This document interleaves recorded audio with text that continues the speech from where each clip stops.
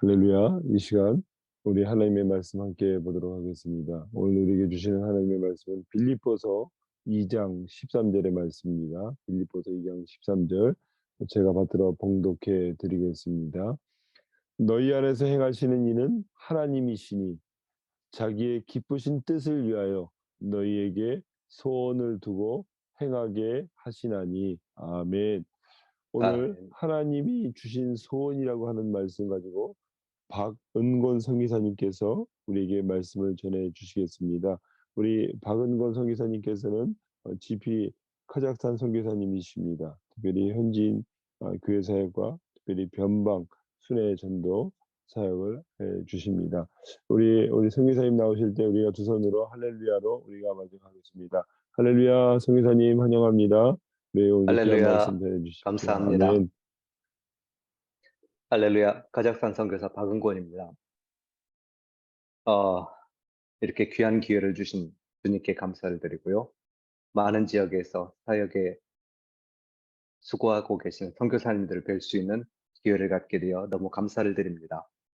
잠시 이 아침에 주님이 주신 말씀을 함께 묵상해 보기를 원합니다. 오늘 말씀은 잘 아시는 것처럼 사도 바울의 말씀으로 사도 바울이 로마 감옥에서 자신의 지난 사역들을 차분히 돌아보며 기록하신 말씀입니다.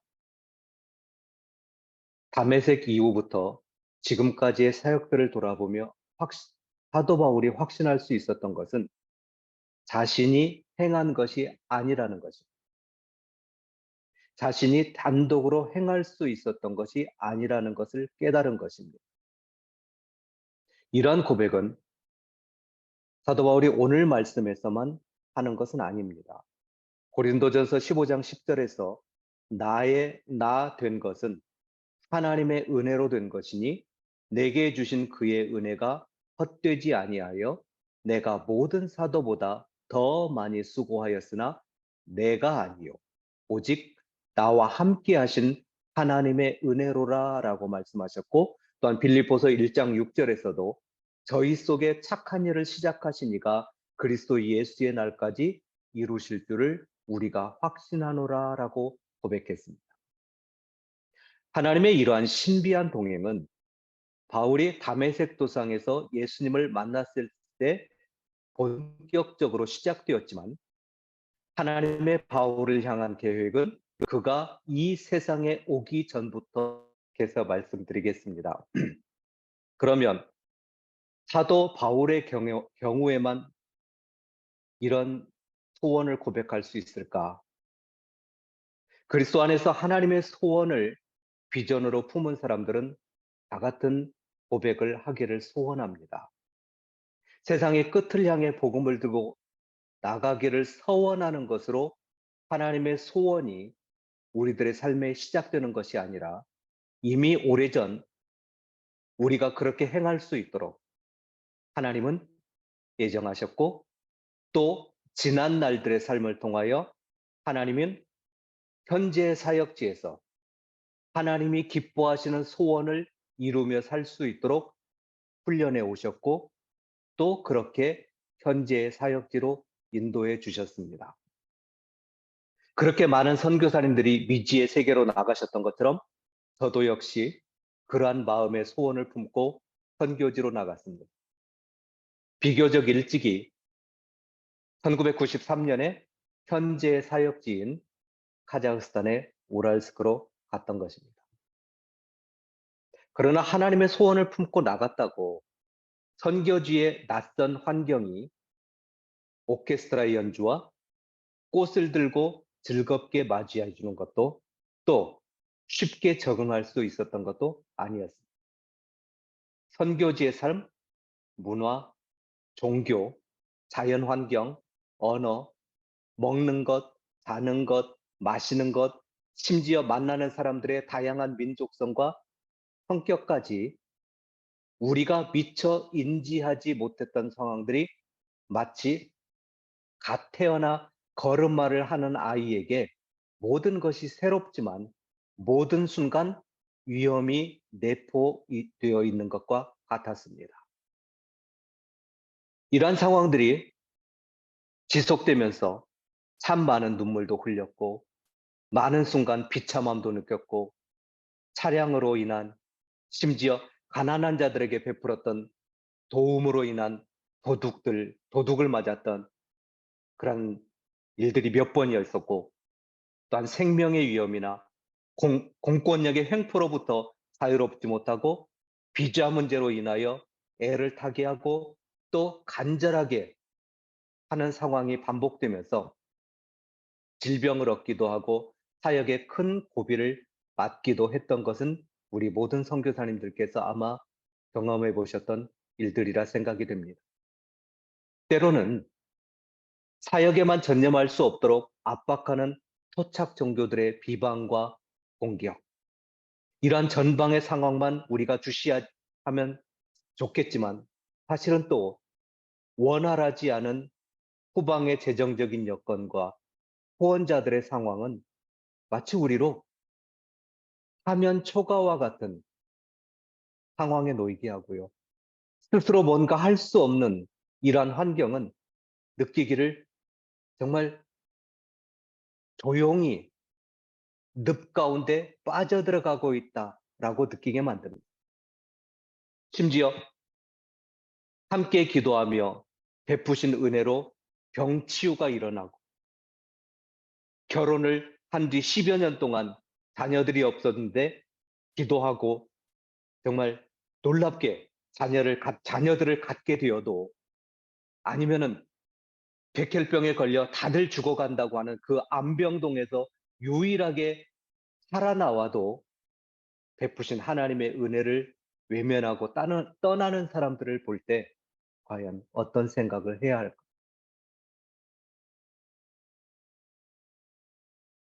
인하여 때로는 탈출을 계획해 보지만 하나님은 그 계획들을 무색해 하시고 다시 붙잡혀 돌아와야 했던 순간들도 한두 번이 아니었던 것은 모두들 경험한 상황일 것입니다. 이제와 돌아보면 이러한 순간들은 하나님만 더욱 의지해야 함을 배우는 과정들이었습니다. 우리가 하나님의 마음을 조금이라도 느낄 수 있도록 하나님이 우리를 쓰시기에 조금 더 정결한 자가 될 수 있도록 우리들의 연약한 부분들을, 더러운 부분들을 떼어내고 정결케 하셔서 하나님이 더 큰 소원을 우리에게 주셔서 감당케 하시려는 그런 훈련의 기간들이었던 것입니다. 이렇게 훈련되고 정결케 하시는 것은요, 여전히 우리들에게, 여전히 저에게는 참 많은 생각들이 있었기 때문이었습니다. 사람들이 많은 생각을 할 때 5만 가지 생각이 다 떠오른다고 표현을 합니다. 이것을 미국의 심리학자는 사람이 하루에 생각하는 것이 5만에서 7만 가지이고 또 다른 연구에서는 하루에 수만 가지 자기 생각 중에 80%가 부정적인 생각이고 심지어는 95% 이상이 어제 한 생각과 거의 일치한다라고 얘기를 합니다. 사도 바울은 오늘 말씀에서 하나님은 자기의 기쁘신 뜻을 위하여 너희에게 소원을 두고 행하게 하신다라고 말씀했습니다. 하나님은 우리가 그러한 사역을 감당치 못하게 하시려고 우리에게 베푸신 예수님의 사랑으로 감당할 수 있는 사역이 되게 하시려고 그 소원을 지식이 아닌 머리가 아닌 우리들의 마음에 주셨습니다. 이것은 어떤 사역을 하느냐, 즉 doing의 문제가 아니라 내가 먼저 하나님 앞에 어떤 사람이 되어가고 있는가, 즉 being이 중요하다는 것입니다.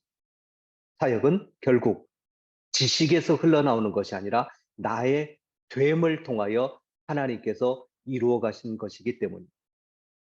나의 나됨을 아시는 하나님께서 내 속에서 흘러나오는 사역이 되게 하시려고 우리를 만들어가고 계시는 것입니다. 그렇게 하나님이 기뻐하시는 일을 행하는 자가 되게 하시려고 하나님은 아브라함을 불러내셨고 모세와 다윗을 광야로 내보내시며 훈련시키셨던 것입니다. 수많은 맹수들이 생명을 빼앗으려고